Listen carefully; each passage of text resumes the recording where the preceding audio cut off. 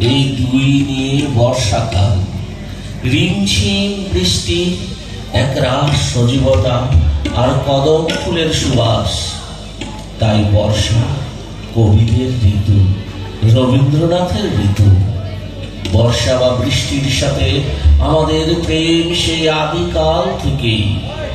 বর্ষা এলেই প্রকৃতি নতুন করে সাজে, যেন কবির ঘরে নতুন বউ, যাকে ঘিরে কবি একের পর এক কবিতা লিখে যায়, প্রেম, বিরহ, অভিমান এবং রোমাঞ্চে।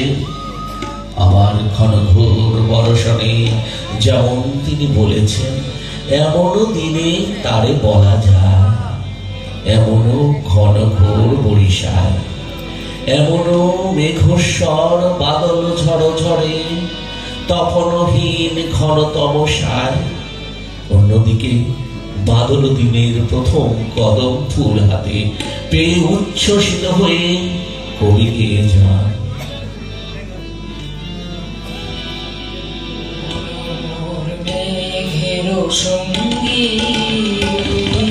উড়ে চলে দিক দিগন্তের পানে, নিঃসীম শুনতে শ্রাবণ বর্ষণ সঙ্গীতে। রিমিঝিম রিমিঝিম রিমিঝিম মনোর মেঘের সঙ্গী,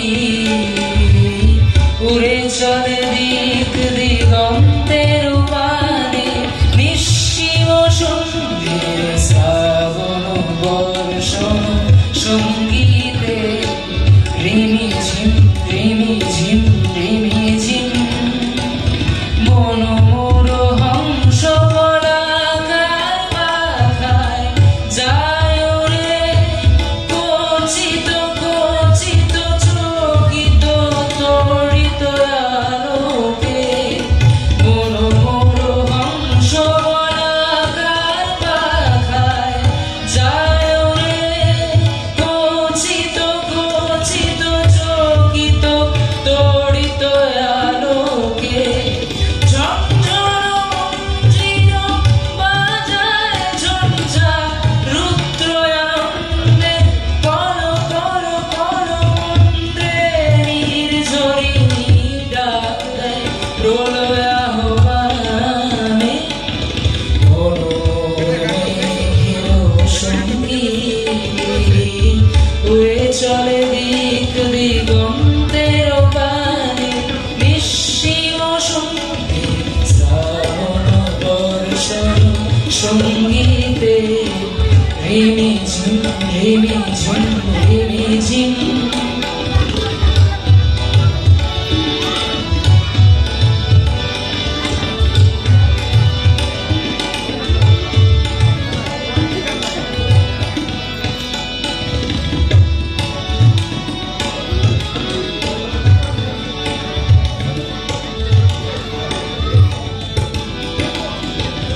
বায়ু বহে পূর্ব